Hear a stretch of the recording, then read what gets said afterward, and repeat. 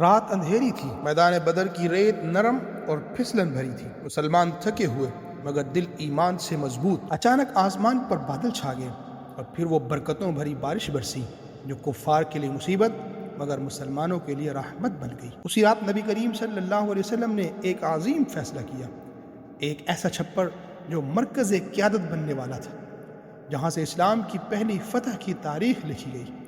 رمضان المبارک 2 ہجری، کفار مکہ کا لشکر پوری شان و شوکت کے ساتھ روانہ ہوا۔ 1000 سپاہی، 100 گھڑ سوار اور 10 اونٹ روزانہ ذبح کرنے کا بندوبست۔ قریش کے تقریباً تمام سردار شریک تھے۔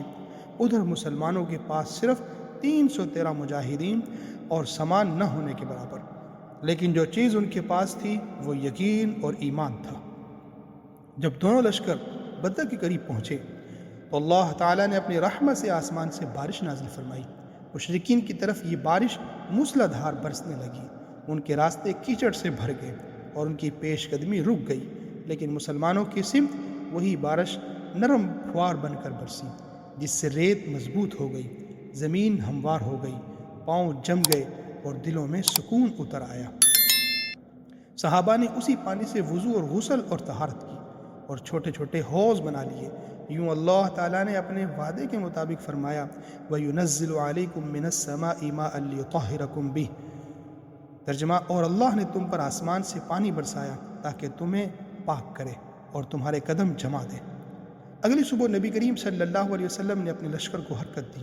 آپ صلی اللہ علیہ وسلم کا مقصد یہ تھا کہ قریش سے پہلے بدر کے چشمے پر قبضہ کر لیا جائے۔ چنانچہ جب آپ صلی اللہ علیہ وسلم ایک کنویں کے قریب پہنچے تو وہاں پڑاؤ فرمایا۔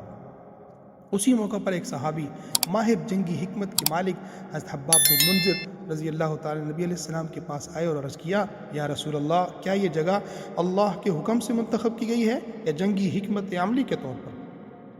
آپ صلی اللہ علیہ وسلم نے فرمایا، یہ جنگی حکمت عملی کے طور پر ہے۔ انہوں نے عرض کیا، پھر آپ آگے چلیں، قریش کے سب سے قریب والے چشمے پر پڑاؤ ڈالیں، ہم باقی چشمے بند کر دیتے ہیں اور اپنے لیے ایک حوض بنا لیتے ہیں، اس طرح ہمارے پاس پانی ہوگا اور دشمن کو پیاسا کر دیا جائے گا۔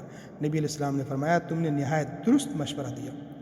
چنانچہ آپ صلی اللہ علیہ وسلم نے فوراً لشکر کو آگے بڑھایا اور آدھی رات کے وقت دشمن کے قریب ترین چشمے پر قبضہ کر لیا گیا۔ تمام تر دیگر کنویں بند کر دیے گئے اور مسلمانوں نے پانی کا حوض تیار کر لیا۔